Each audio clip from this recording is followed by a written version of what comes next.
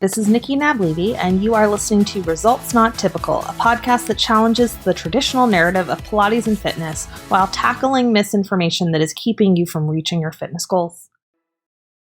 All right. Hello, everyone. Welcome back to another episode of Results Not Typical. Thank you so much for joining us, whether you are listening to it or watching it over on YouTube. I have Trisha Durham with me today. We are going to take a kind of contrarian view to this whole idea of listen to your body. And we're going to dig into what it means, when it's helpful, and maybe when it's not such a helpful statement, just sort of in the general scope of, we'll kind of probably look at it more through the lens of yoga, because Trisha is a yoga teacher and educator. But, we'll get my take on it too, I suspect, because I'm more in the fitness and nutrition space. So welcome, Trisha. Thanks for joining me today. Thanks for having me. So I think we can talk about this all day, and we're going to dive into it pretty quick. But for anyone who's not familiar with you or your work, do you mind just kind of giving us a quick snapshot of who you are? Yeah. So I teach yoga and movement full time. I do that in studio spaces in my hometown of Cincinnati. And I also do that online. And I'm extremely online when it comes to Instagram. And so I teach yoga, I teach movement, and I also talk about those things, right? Which is slightly different than just teaching them. And so I try to provide a perspective maybe that's a little bit different than kind of the popular fitness or fitness inspo that's out there. I try to be a little bit more upfront and honest about the things that are going on in yoga land and fitness land. Yeah, because it's not always inspirational. It's oftentimes a dumpster fire. Let's be real. Yeah. Yes. So getting kind of into this topic, would you mind maybe just starting by setting the stage of sort of what brought up like this idea of why you wanted to talk about this listen to your body idea today? Because that is like, it's a very yogic thing. I hear it outside of yoga too, that gets thrown around where it's like, well, just listen to your body. And it's a really nice idea, and it can have some really nice applications, but in and of itself, I'm not sure it's very helpful if it's thrown out in a class without context. Yeah, that's it. And I think that's why I probably came to write about it initially on Instagram, and then on my website and a blog piece, was that it's I hear it so much, especially in yoga and in wellness circles, but it comes with so little context into what it actually means to do. Like, what does that look like when it's executed, to listen to your body? So there's usually no follow-up. It's just kind of that kind of off the cuff cue that is kind of thrown out there. Can you maybe give an example of when you hear it in a yoga class, just so people kind of have a little bit of context to wrap their heads around? Yeah, I think, in those group studio classes, you'll hear that cue given by the teacher when they're working through, like in a vinyasa class, maybe in terms of not kind of pushing too far or going too far in a yoga pose. You'll hear that, listen to your body. And I think what is, why that's problematic is because you're in a group setting. And so you're trying to keep up, you're trying to kind of, look cohesive with the rest of the group. And so we can kind of get a little lost in terms of actually listening to your own body, and instead kind of listening to whatever the yoga teacher is offering, or just trying to keep up and look like everyone else in the class. And so listening to your body, I think, might end up being like one of the last things that you're doing or considering when you're in a group setting. Absolutely. And I think the thing that comes up to me when I think about that, and sort of when, you're in that class setting, like it may be easier if you are someone who is an experienced mover or an experienced movement teacher. But a lot of our people who we work with, and it includes us too, when we're in a class or a format or modality that we're not comfortable with or that's new to us, I think a lot of the time we're actually not sure what to feel. And we're actually not sure if the sensations that we're feeling are good or bad, right? Like we're like, is this normal? Is it supposed to be this hard? Maybe it's supposed to feel like this type of stretch. Maybe it's supposed to feel terrible. Is it supposed to feel good? It's exercise. Exercise doesn't feel good, right? Like that narrative gets really sticky and confusing. So what do you think is some context that could be offered maybe instead of saying listen to your body, or perhaps if someone, they like that idea, maybe might be helpful education to give more meaning to it on how someone can use that in the class experience?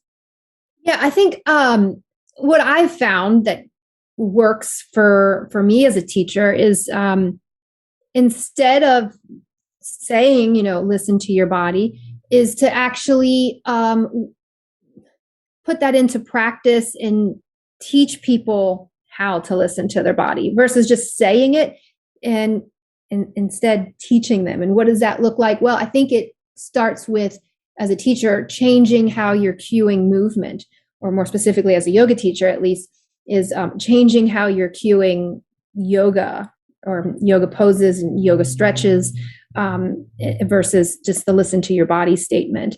And so I think one example of how you might cue that would be just kind of inviting people to not fight their body, because people fight their body every day. And so kind of unlearning how to do that. And that's not as simple as just a blanket statement. It involves a little bit of unpacking the thing that you're doing on the mat. And so I think it starts with just promoting, personal and self-agency and advocacy. So letting people know that they have permission to kind of explore their own alignment, and that, alignment can look a lot of different ways. And so I think that's where the rub is when we say, listen to your body, but then we're giving these yoga poses that, often we have this kind of right, wrong alignment. And those things don't really go together. If you're trying to listen to your body, but you can't quite get yourself into this alignment, there's going to be some rub. So allowing for those variations of alignment, allowing someone to kind of find their signature shape would be one way that you might start to unpack listening to your body. Yeah. And if we sort of expand that a little bit more, again, for a participant can think about how to apply this, or a teacher, it works on both ends. Something that comes to mind for me is the idea of like, we do have to cue, right? This is the challenge, is we have to cue some sort of structure to the shape of the exercise or the pose that we are doing. But I think that the nuance of this is that we can encourage variation within structure. So we can be like, here's the general outline of what this looks like, but maybe your stance is a little wider. Maybe it's a little narrower. Maybe your feet are a little turned out. Maybe one foot's a little turned out, one foot's a little turned in. What happens if you do, X, Y, or Z? Which one feels better to you today? Do that one, right? Like, and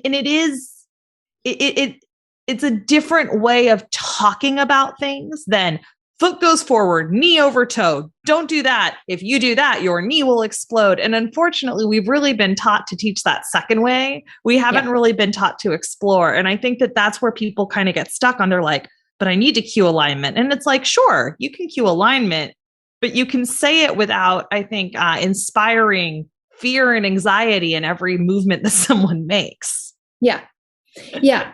Totally. Absolutely. And I think something that came to mind when you were just saying that was, that I use as that, tell people when something is hard, especially in yoga, where it's kind of like, we're trying to be peaceful and aware and all these things that are great for our nervous system. But, we're also doing hard things in yoga. And so I think just putting that out there. And I know I've used that in a class where, kind of maybe teaching a challenging balance posture or something, and everyone's focusing. And I'll just kind of put it out there like, oh, and by the way, like this is hard, and then it just kind of reminds everybody that they're human and that, oh yeah, I'm trying to balance on one leg while I twist and, make this shape and breathe. So I think, it's a less obvious way of listening to your body is just reminding them is that, oh, this is a hard thing, right? Absolutely. And I think the other thing that's really important for people to keep in mind is that I think a lot of the time we get stuck in this kind of comparison trap of like, well, they made it look so easy. And it's like, so it might naturally be easy to them, or it might have been really hard for a really long time and now it's easy. Or just because it's easy for them doesn't mean it's going to be easy for you, because what is hard for them is going to be different than what is hard for you, because we all struggle with different things. And that's such an obvious statement, but for some reason, it just sort of falls out of our heads when we're in a class setting. I don't know if you ever feel that way. Oh, totally. Absolutely. Again, I think it just, we're in this group setting. Every class is a mixed level class. Doesn't matter what the title of the class is, right? We're all different and we're coming together to kind of move and have this common experience. And so the variations within that just lend itself to that struggle of being a part of the group. And then, oh yeah, I'm listening to my own body, and that's, not necessarily going to line up with what else is going on in the room.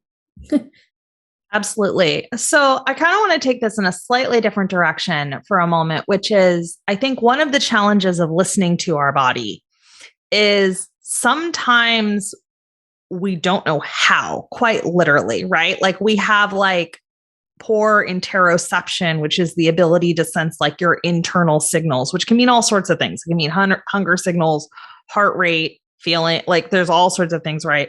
Or we might have poor proprioception. We have a hard time sensing or feeling where our joints are. And I think that depending on what deficits you have in that, sometimes telling someone to listen to their body can actually be wildly unhelpful. And I say this as someone who really resents that sometimes, because I have a bunch of weird chronic conditions and challenges that if I listened to my body all the time without extra information that was informed by like science and physiology, I'd be screwed. I'll just use my hypermobility as the example. Like listening to my body is just go into this massive range of motion. And it's true. I won't feel a damn thing. I will not feel a damn thing. And then about 24 hours later, it's not like that anymore. My proprioception's gotten much better. I'd be like, that joint is screwed now. That feels really crappy. Right. And so I think sometimes we need a container beyond feeling something or trusting something until we learn how to sense it. So what are some of the strategies that you would sort of recommend for like when you're kind of in that gap between like, okay, look, I'm over here. I don't have enough information. I can't feel this thing. I don't know how to listen. There's no cues, or the cues that my body is giving me make no freaking sense to me. Versus when we get to the other side of actually understanding ourselves well enough to be able to kind of catch it in real time and adjust it. Yeah. I think the way that, I approach that, as a teacher with a group of folks, or even one-on-one, right, is just kind of unpacking the thing, whatever it is that you're teaching, and kind of inviting just exploration and curiosity, reminding folks that they don't have to always go to their physical edge or push past something. I also like to remind folks, I think this is maybe a little more prevalent in yoga than maybe other modalities, but just that, we're always kind of seeking that deep stretch feeling in yoga. There was that kind of emphasis, whether it's spoken or unspoken. And so kind of reminding folks that they don't have to always seek out the deepest version of a pose. They also don't have to go kind of seeking out and searching for sensation. We can be in a yoga pose and not necessarily feel a deep stretch or any stretch, like you mentioned. And I don't think that is necessarily a bad thing, but we're also not reminding folks of that, right? So again, I think it comes back to language. I think it comes back to how you're cueing. And, as teachers, we might kind of get caught up with those kind of familiar go-to cues and kind of get in that groove of kind of saying the same thing over and over again. And so I think that's where kind of refreshing, stepping back and noticing what it is, the language you're using in a class to describe a thing. I know I've kind of thrown some of those old cues out that just actually don't really line up with what I'm trying to do now. And so reminding folks that, I don't have to search for this deep stretch. I don't actually even have to feel something here. What else is going on in the pose beyond this sensation of stretch that I could explore? Absolutely. And I think that there's a version of that in every movement modality in a lot of ways. You know what I mean? Like over in fitness land, a lot of the time it's like, if you're not sweating bullets and dying and super sore and it's not the most miserable sensation you ever experienced, nothing happened. And it's like, cool. But if you look at this from a human physiology perspective, those sensations don't correlate with any type of favorable response. Like they don't actually correlate with you getting stronger. They don't correlate with you putting on muscle. They don't correlate with your increased cardiovascular. Like it just feels, I don't know. I think some people are masochistic or sadistic, whatever the word is, right? They just really enjoy that and fine, whatever. If that's your kink, go for it, people. But like, it doesn't actually lead to a result. And I think educating people on that, like, yeah, sensation doesn't equal result is a really important thing to understand, because if you stop chasing sensation, I think it's easier to actually start to listen to what other cues are you getting within your body, or what other cues are you getting from your system about what is happening that may be more useful information than just, did it burn or did it stretch? Yeah, totally. Something I'll refer to as like, if you're holding your breath or if you can't breathe because the stretch is so intense, maybe let up a little. Like maybe this has gone a little too deep because that, and maybe this is getting a little more nerdy than we might, talk about like in an actual, yoga class or something. But in terms of stretch and sensation, and when we can feel it, like by the time we can feel it, like our body can feel it, or our brain, I guess, like we've already been stretching, right? And again, that might be beyond like what you might say in an actual class, but like, so just our ability to sense and feel, stretch might be kind of little analog in terms of what our nervous system is interpreting, right? Like, yeah, absolutely. And so the way that my brain kind of then thinks about what we're saying here is that listen to your body actually needs to be extrapolated into an entire conversation or a series of cues that allow people to listen to their body. But instead of saying, listen to your body, we're actually saying things like, notice if your foot feels better turned in or turned out. That's a way of listening to your body. Notice where is the edge, and maybe don't go over it every single time. That could, right? Do you feel a little stretch or a lot of stretch? Like giving ranges, I think, and options. I think that's a big piece of teaching people how to listen, because if you don't have a container for compare or contrast, it's really hard to like, there's no dimmer switch, right? It's kind of like the light is on or off, instead of being like, where am I on the spectrum of what I should be feeling? Yeah.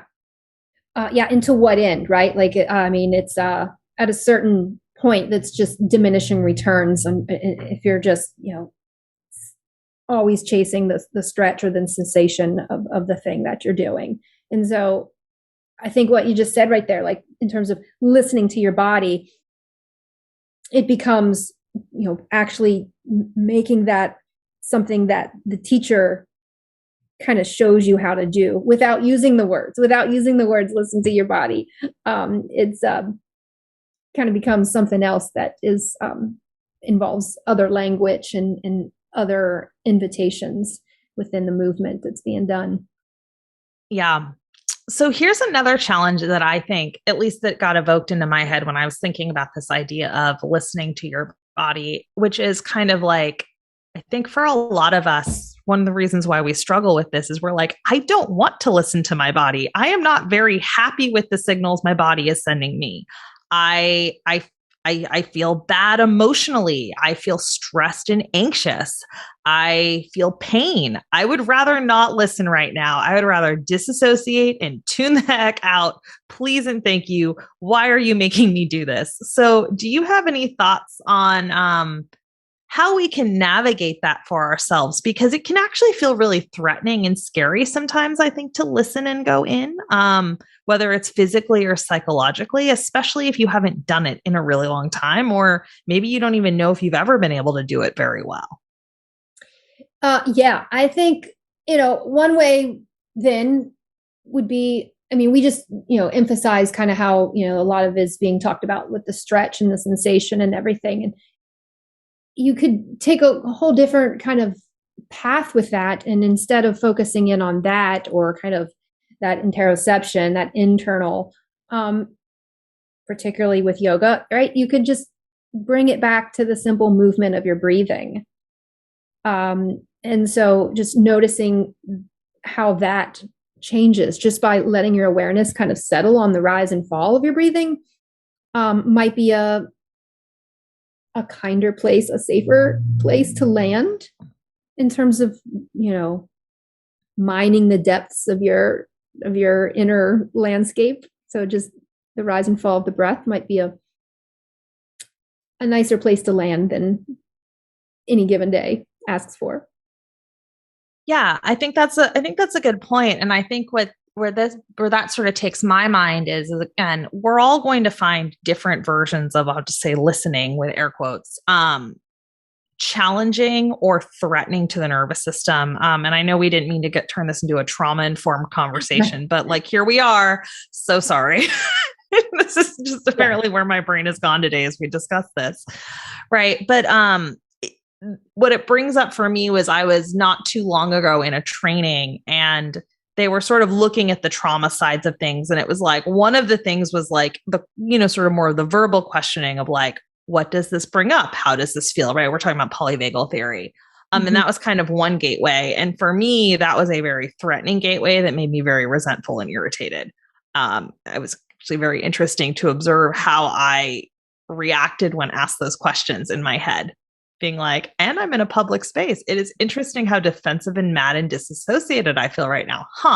But for me, at the same time, the approach that ended up working much better was, rather than not having a dialogue, because I literally was like, I will be your body, but don't make me talk about what I'm noticing or feeling. And so instead we were looking at like we were just rotating the femur. Okay. How does the femur go when you rotate it in? And how does the femur go when you rotate it out? And it was so interesting because for me, that wasn't threatening. And we still got like the little kind of like guard response or threat response, if you will, when the femur rotated the way it didn't want to go. And then we got the same emotional response of like holding the breath, right? So it still was information. But what was so interesting was the processing of the information, where I'm more comfortable moving than talking about my feelings. And so I think when we're trying to navigate that for ourselves as students, when we're in a class setting, like we'll just say the yoga class, I think it's helpful to think about that. Like, which of these options for, let's just say, listening seem to work well for me, and which ones don't really feel like the best option today? And I think starting to ask that for yourself can be really helpful. And I think as teachers, knowing that stuff might come up for people is also helpful. You know what I mean? Yes, absolutely. I think, reminding folks, that they have that permission to do that. And that seems like a simple thing, like, oh yeah, but it's, it's certainly could be said a whole lot more than the listen to your body could be, right? So just that shift to remind people that they have the permission. Yeah, I agree. And I think something that's so interesting about reminding people that they have permission is I've noticed, again, I'm just going to make a very blanket statement. We're recording this in November. So, no nuanced November is a trend on TikTok. So I'm just very on trend on this, which is like, generally speaking, most of the men I have met in my life do not, they don't have a problem with just sort of having agency or giving themselves permission. They're like, my foot's going here. I'm good. Right. Like there's no questioning of it. They're like, that's my foot. I put my foot there. No problem. But as women, I don't think that we feel the same amount of agency because of our culture to just like mess around and try stuff. I think we feel like we have to get it right on the first try. And there's so much stress and anticipation around, well, what is the right way? Let me make sure I do it right the first time so I never do it wrong. Whereas I think most of the answers come to us when we just try stuff and see what happens. Yeah. Oh, yeah. I think, as women speaking, right, and this influence of culture that follows us everywhere, including into the studio, right, is that we tend to be accommodators all the way up until it means accommodating ourselves. And so, like you say, in terms of the permission part of that, I think speaks to the invisible kind of, can't quite point to it, but is always there and around us of the culture that follows us into the studio, right? The patriarchy. Yeah, it really does. And I think what's so hard about this is like for teachers, because you work with teachers and so do I. A lot of the questions I get is like, well, I just want to do it the right way.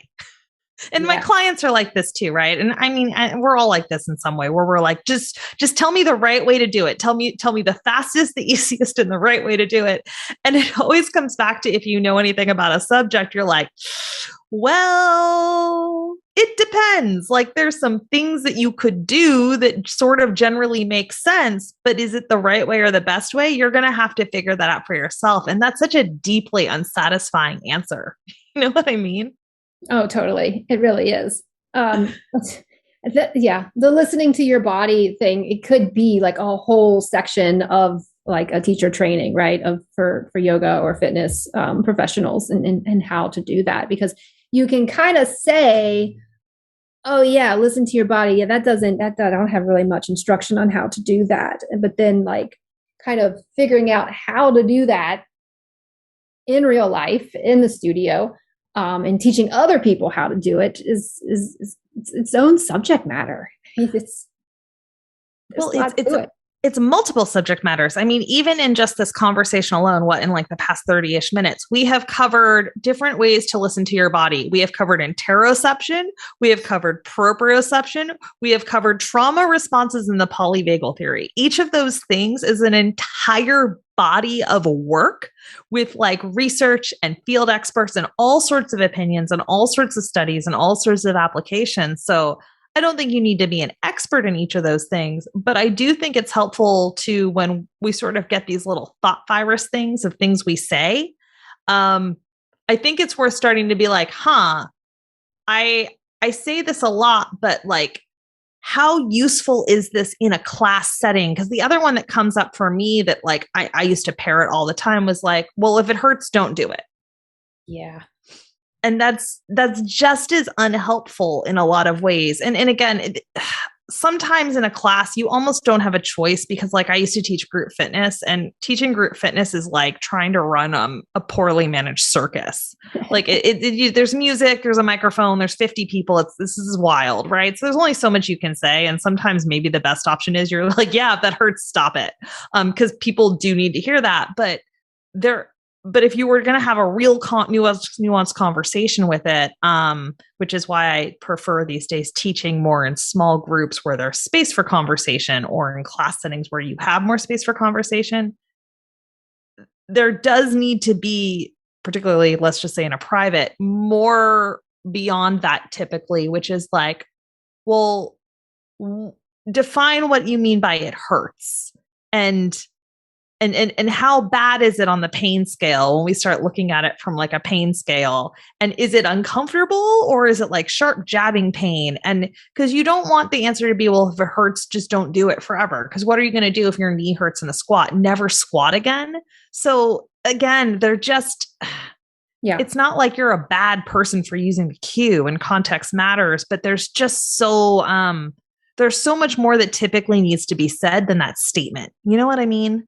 Absolutely. Into that, I can recall back in my earlier years of being an Ashtanga practitioner, if someone would have told me if it hurts, stop, that would have meant stop doing Ashtanga because there was kind of a lot of things that hurt. I wouldn't have necessarily wanted to stop doing them. Like if that was the key to, yeah, that would not have gone over too well. And so I think it can kind of diminish a person's practice or some identity that they might hold to it if, stop doing something because it hurts. We might just be talking about really going too deep into a pose, right? And that's stretch. And so you might not even relate stretch and intensity to pain. Yeah. I mean, I think that's just it. It's like, I think a better way to phrase it would be like, if it hurts, consider why. Yeah, totally.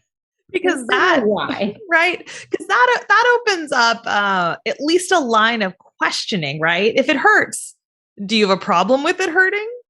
Yeah. Notice if it's hurting. Like, I just think that there just needs to be more, whether it's external dialogue with another teacher, like in a, if you're in a group environment where that's appropriate, or in a private session, or just an inquiry for yourself.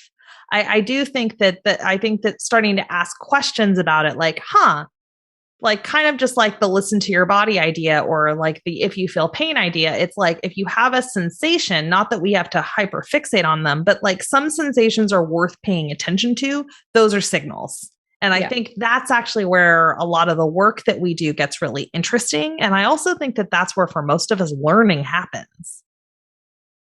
Yeah, absolutely. I mean, again, I think all of this just still comes back to language and how much language really matters, and the cueing and the words that we're using to guide people in whatever, movement, yoga, fitness experience that is happening. Open-ended questions, right? Rather than, kind of giving a directive. I had a teacher that used to say something that really stuck with me, that was just seemed like a really nice way, which was when you're kind of, offering or teaching a pose or a move of any sort, reminding people that it's an option, not a dare. And I always thought that was so nice because, sometimes, we're just providing the fitness, we're just providing the yoga, but it's so much more than that. And so, however we're saying that, however we're guiding people into it, they're going to do it. They're there to be led, and so they're going to do the thing that you tell them to do, even if maybe they shouldn't do the thing that you're telling them to do, right? So this idea that it's an option and not a dare, I don't know. I just like the energy behind that. Yeah, I think it's an important energy to have, particularly if you are someone who's going to partake in a group setting or in a group class, because there's no way to meet everyone's needs in a group setting. It's not going to happen, right? Like, the reality is that there are just certain challenges and constraints that exist within whether it's a live class where you can see people, or you're just filming a class and you're assuming, like, I think I know who's going to show up to this thing and watch it later, but I don't really know. There kind of has to, it really is, there's actually two people in the dialogue, right? There's the teacher, whether it's pre-filmed or not, and there is the student. And I think it's on the teacher to try to do their best to sort of be like, hey, these are choices. This is not one size fits all. This is a general structure. And then it's kind of up to you, the student, to figure out how to play within the structure to make it sense for you, or to know when to opt in or opt out, right? Like, if you're like, it's an option, not a dare, and that person's like, I'm taking the dare. I, the teacher, can't control you, right? You have autonomy. You are your own person. Fine. You want to take that dare? That's not a choice I would make for myself, but you do you. And on the flip side, I think the student needs to have enough sort of like self-agency. And again, like, there's nuance to this conversation, of course, but like, they also have to have enough sense within themselves to be like, this is a bad idea for me and I'm going to stop. And it's one thing when you feel like you're in a room and you're sort of being pressured to conform. But at the same time, I do think sometimes it's on us to sort of be like, yeah, they didn't tell me to do that. I ran with that. And that was a poor choice. You know what I'm saying? Totally. Yeah. Yeah. I mean, I think, some of this is in the details of just little minor tweaks to language, and, you're guiding someone into something, and then, reminding them, oh, I don't have to straighten my leg all the way. I can keep a bent leg. I can I'll invite folks more and more. I find myself inviting people to kind of explore the middle range, but because we are kind of always fixated on going deeper or to that, maybe that most advanced version of something, it's interesting to explore middle ranges. And so I've explored like triangle pose in yoga, and have folks tell them to just barely find the pose, like barely start to feel like you're coming into triangle, and then leave it. And just kind of working with that and coming in and out of that pose in just the smallest way, and working with that minutia, and then eventually landing into like a bigger version of it. And so that's an interesting way to kind of explore. I think that maybe might be maybe a more obvious example of what listening to your body might look like in real time. Like, what does that look like? As we talk about it, I think it could look like that, like exploring those middle ranges and seeing what's there. And again, maybe you don't feel anything, but maybe you do. You just haven't noticed it before because you never paused there.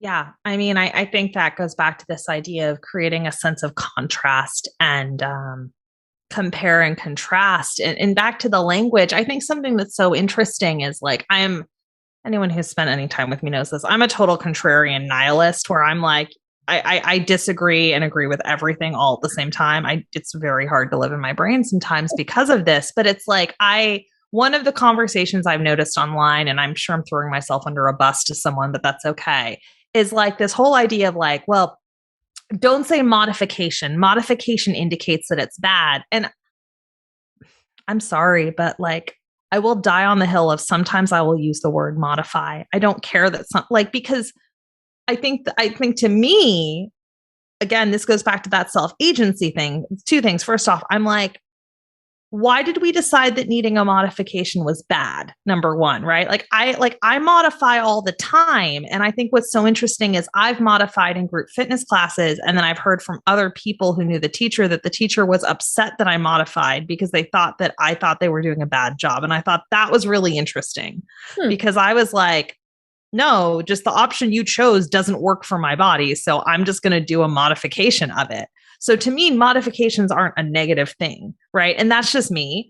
But also this goes back to, I'm like, well, if you want to be an asshole with your body, that's a little bit on you, which is like, I gave you the option of the block and you didn't take the option. I'm like, that's fine. That's on you. You know what I mean? And I think that's what makes this so sticky is when we start having, I think language matters, but I think this is a perfect example of language means different things to different people. I've talked to some teachers who are like, don't say modification, but then the people who I work with often say, thank you for offering modifications. It's literally the word that they're listening for to know what to do if the thing that I'm teaching doesn't work for them. And I think that's really important is teacher language and general public language don't always match. And ultimately, I think we need to use words that hopefully our students understand. Absolutely. Yeah. It's being able to relate to them or to convey the message in a way that gets across to them. It's messy. It is messy. I mean, I think that was, you just succinctly said what took me apparently 8 minutes to try to explain or to articulate, but I think that for people who are listening, if you're a teacher and you're like, well, I don't know what words to say. I don't think any of us know what words to say. I think we have to, again, much like the listen to your body, I think we kind of have to test and learn this stuff and see what words and what approaches seem to resonate with how we want to teach and what seems to help the people who we're in front of, who we're working with. Absolutely. When I first started to consider the words I was using or the cueing, it started as just because I was getting tired of hearing my own voice say the same dozen words over and over again, right? But then what came of that was a really kind of in-depth and interesting exploration of what I was saying and how I could say it differently and how I could say it better meaning in a way that, people could connect to it and relate to it. And And then that just, it's ever never ending is to, it's ever evolving in terms of the language and the words that we use, like that, what, works now then may not work in the future because we only know what we know now, right? And with the movement science and how things have changed, right? And just, I think being open to update and explore and like play with that, like you said, with the words. And it's not, right back to the idea of always getting it right and getting it perfect, right? It's the same thing with the language as the pose. And so we're never going to have it perfect. No, it's not. I mean, perfect isn't real, right? It's not possible. And I think that's what's so important here. And I think that this ends up being sometimes, and I say this with love, but my frustration in my interactions with teachers on Instagram sometimes is, and I think we all do this again in all sorts of ways, but it's like, I'll bring up a cue that's just, it's one of those ones that just won't die, right? Pull your navel to your spine to protect your back. And I'm like, please stop saying that.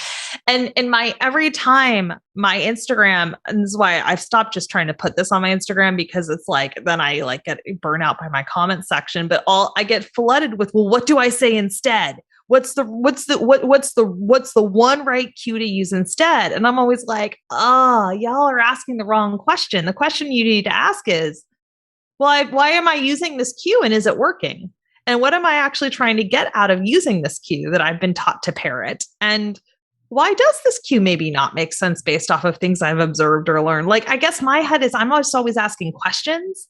And I think that for us, I don't think there's a set way of the best or the right cues. I think the most important thing is to consider, are the cues that I'm using landing and serving for the people who I'm working with? Because like, I have certain private clients who I'll try all of my really nice, technically correct, explorative cues. And they look at me and they just go, oh, you want me to do this? And then they do the thing. And I go, yeah. And they go, just tell me to tuck my pelvis. And I'm like, okay. Right. And it's like, that's the cue they wanted. They wanted that really blanket cue that like, I hate that cue, but I have a handful of clients where I go, yep, just tuck your pelvis. And they're like, yep. And I'm like, okay, we are now on the same page. You and I aren't using the same language, but this means actually the same thing to both of us. You know what I'm saying? Yeah. Yeah. Oh, very much so. And I don't know, obviously my experience is mostly in the yoga room, with these sorts of things, but like, we want to kind of talk and sound a certain way in yoga, right? And that is in the flowery language and whatnot. And that sometimes, really takes over and moves us away from saying the thing in a way that might just really be normal and bland, right? But would be the most effective because we want to say it some kind of way. We want to say it some kind of special, fantastical way that we don't have to. So just kind of just using your own voice, and that's okay. Like your voice is plenty. Your voice is plenty. You don't have to change it or make it special when you step into a yoga studio or onto a yoga mat. And also too, for all the language that we've been unpacking too.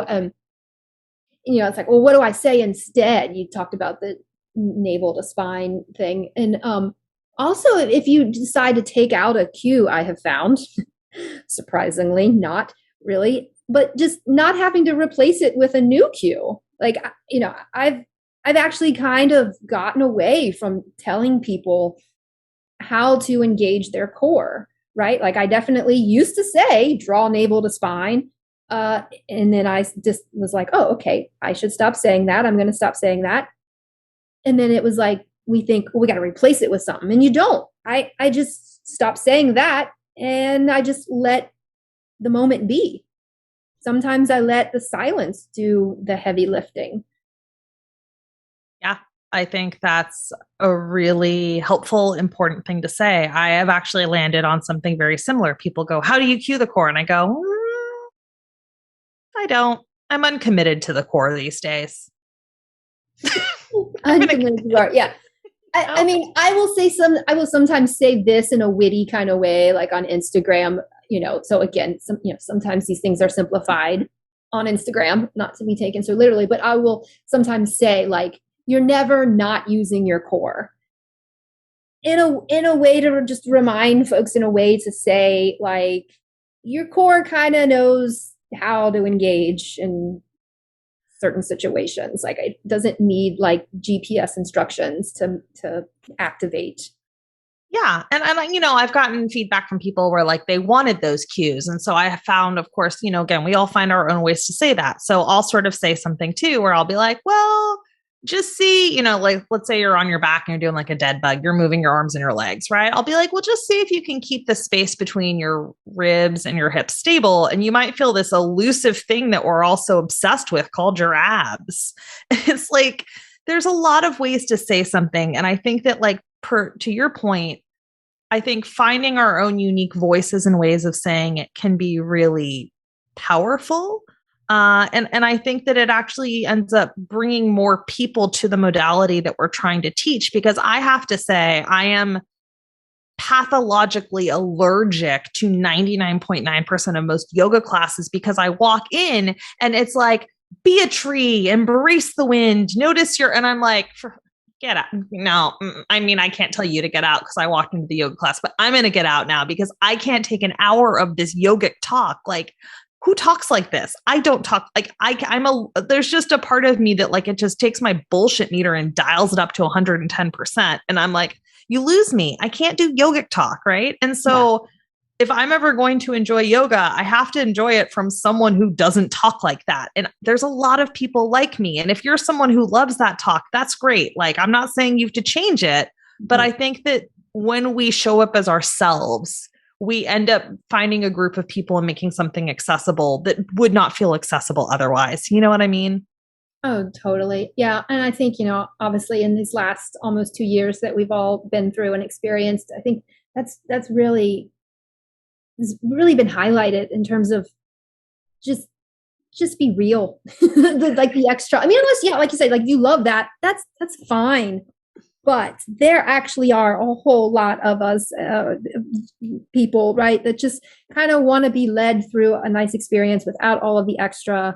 And that is a great relief to me to hear that, because I, am one that never really had that kind of poetic, flowery voice that came naturally, and kind of tended to be more on the realist, side of things. And so to just talk about movement in these more just down to earth ways is a great thing to be able to embrace.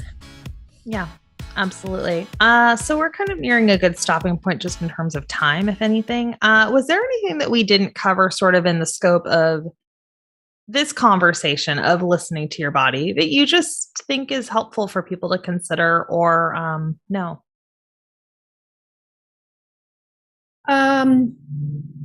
I think in all of this, I think it's really nice to remind everyone that they are capable and strong, because we have all of this messaging from every corner, from online media, TV, to even within our fitness spaces, right, telling us to do it more or do it harder or more, and perhaps to remind everyone that you're already kind of capable and strong, and to come to a fitness space, whether it's yoga or Pilates, and to just kind of be reminded of your own strength and capabilities is part of the experience.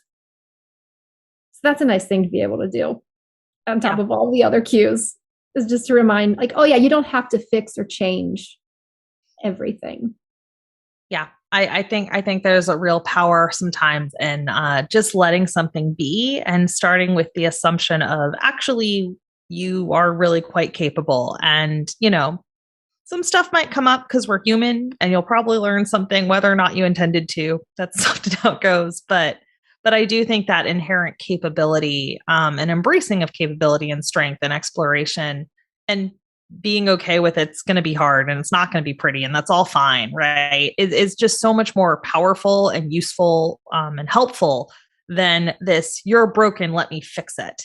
And I really think that that's kind of that, in my opinion, I really wish was the heart of more of the messaging, because I even think sometimes that you're broken, you need to be fixed messaging. The people who are saying it, they're not trying to disempower people. You know what I mean? It's like, it's just so infused again into our culture that it's like, you don't even mean to say that or imply that. It just is how it comes across, because it's how it's been taught to all of us. And we've been taught to feel that we're broken. And we've been told that we need to do these things to fix ourselves. And then we're like, okay, well, it just kind of gets taught and moved out to the clients or the students too, you know? Oh yeah. No, I think part of it is like, if you're going to take this on and consider your cueing or your words, is to first think like, where did I get these cues, or where did I get these instructions? Where did they come from? Where did I pick them up? And do I want to continue to use them? And maybe the answer is no. And that's totally fine to shift, to change that, and to maybe just consider, well, what is the message that I want to convey? Like, what is the kind of the threads that I want to come through in the classes that I'm teaching? What is it I want to convey? And then finding the words to put around that, so that that it is from you and not just kind of this recycled fitness or yoga cueing that is being reused. Yeah. All right. Well, for anyone who would like to connect with you, take class with you, do one of your workshops, all of the things, where are the best places for people to kind of find you and what you're up to? Yeah. Two main places are going to be my website, which is trisha.yoga, Trisha, Trisha. So my website has everything about me and my work. And then, of course, on Instagram, where I kind of have these conversations. And my Instagram handle is Trisha. So OH, and then my name, Trisha, Trisha. Great. And I will link everything in the show notes. Well, thank you for having this chat with me today. Yeah. Thanks for having me, Nikki. And that's a wrap. Thanks so much for listening. If you haven't already done so, please consider leaving the show a rating and review over on iTunes. Also, don't forget to subscribe so you never miss an episode. Catch you on the next one.